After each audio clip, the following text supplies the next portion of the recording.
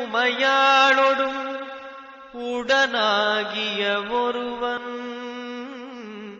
பெண்ணாகிய பெருமான்மலை திருமாமணி திகழ